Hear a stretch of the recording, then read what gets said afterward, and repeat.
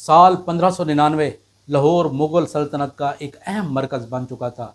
लाहौर के किले में मुग़ल इक़्तिदार की ताकत मौजूद थी और फिर इसी लाहौर की गलियों में एक ऐसे शख्स को लाया जा रहा था जिसके हाथ बंधे हुए थे। ज़रा तसव्वुर करें, एक तरफ मुग़ल हुकूमत की ताकत और फिर दूसरी तरफ एक ऐसा शख्स जिसके हाथ बंधे हुए, और फिर उस शख्स का नाम आज भी पंजाब के लोक गीतों में ज़िंदा है, राय अब्दुल्ला खान भट्टी, जिसको पूरा पंजाब दुल्ले भट्टी के नाम से जानता है।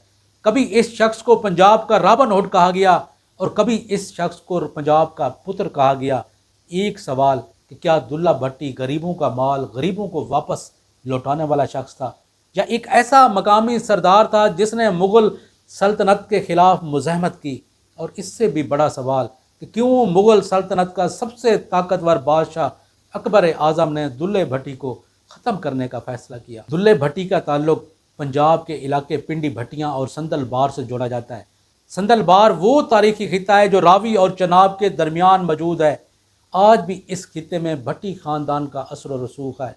इसलिए दुल्ले भट्टी की कहानी सिर्फ़ एक शख्स की कहानी नहीं है, बल्कि पंजाब के पुराने कल्चर, मकामी सरदार और एक ज़राई मुआशरे की कहानी है। दुल्ला भट्टी मुस्लिम राजपूत भट्टी ख़ानदान से ताल्लुक़ रखता था। इस ख़ानदान के पास ज़मीन और मकामी असर व रसूख था, और फिर इस ख़ानदान ने मुग़ल सल्तनत की मालियाती पॉलिसीज़ को चैलेंज करना शुरू कर दिया, और फिर यहीं से दुल्ले भट्टी की कहानी शुरू होती है। मुग़ल सल्तनत ने अकबर आज़म के दौर में महसूलात और वसूली के निज़ाम के ऊपर अपना कंट्रोल बढ़ाया, जिसकी वजह से मुग़ल सल्तनत और मकामी सरदारों के दरमियान मफादात का टकराव हुआ, और इस तरह की कशीदगी का आगाज़ संदल बार के इलाके में भी शुरू हुआ। और इस मुज़ाहमत को दुल्ले भट्टी के ख़ानदान से भी जोड़ा जाता है। सबसे ज़्यादा अहम बात दुल्ले भट्टी की मुज़ाहमत को ये कहना कि ये गरीब बामुकाबला बादशाह की मुज़ाहमत थी, बिल्कुल भी दुरुस्त नहीं है, क्योंकि दुल्ला भट्टी ख़ुद भी एक मकामी सरदार था, और ये जंग एक मकामी सरदार और उसके बाद मरकज़ी सल्तनत के दरमियान इख्तियारात की जंग थी। यहाँ पे दुल्ले भट्टी के ख़ानदान और मुग़ल सल्तनत के हुक्मरानों के आपस में तल्लुक़ को भी देखना ज़रूरी है, क्योंकि दुल्ले भट्टी के वालिद फरीद भट्टी और दादा सांदल भट्टी ने भी मुग़ल हुक्मरानों के ख़िलाफ़ मुज़ाहमत की है, और मुख्तलिफ़ तारीख़ी और लोक रिवायत में उनकी गिरफ़्तारी और मौत का ज़िक्र मिलता है। दुल्ले भट्टी की वालदा ने दुल्ले भट्टी को अपने ख़ानदान की दास्तान से दूर रखने की कोशिश की, क्योंकि वो नहीं चाहती थी कि दुल्ला भट्टी अपने वालिद और दादा का बदला लेने के लिए बाहर निकले।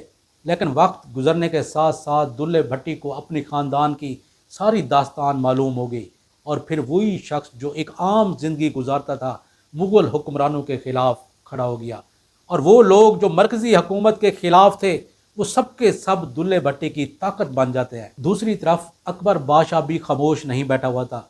अकबर एक ऐसी सल्तनत का बादशाह था जिसके पास फ़ौज थी और उसके बाद इंतज़ामिया थी। दुल्ले भट्टी के पास क्या था?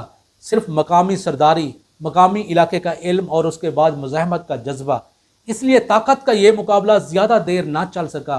मुग़ल फ़ौज ने मुज़ाहमत को कुचलने के लिए कार्रवाई शुरू की, और उसके बाद दुल्ले भट्टी को गिरफ़्तार कर लिया गया, और गिरफ़्तारी के बाद इसको लाहौर लाया गया। साल 1599 दुल्ले भट्टी को लाहौर में फांसी दे दी गई, और यूँ दुल्ले भट्टी की ज़िंदगी का बाब बिल्कुल भी ख़त्म हो गया। लेकिन इसके बाद पंजाब में ऐसे लोकगीत शुरू हुए जिन्होंने दुल्ले भट्टी की शख्सियत को नस्ल दर नस्ल मुंतकिल कर दिया। लोहड़ी के गीतों ने आज भी दुल्ले भट्टी की शख्सियत को ज़िंदा रखा हुआ है। आज जब 400 साल गुजर चुके हैं, मुग़ल सल्तनत ख़त्म हो चुकी है, अकबर तारीख़ का हिस्सा बन चुका है, लाहौर बदल चुका है, संदल बार भी बदल चुका है, लेकिन जब भी पंजाब में लोहड़ी का अलाव जलता है, बच्चे और बड़े जब भी गीत गाते हैं तो एक नाम दोबारा ज़िंदा होता है, और वो है दुल्ले भट्टी का, क्योंकि उसने ताकत के सामने ना झुकने का फ़ैसला किया था।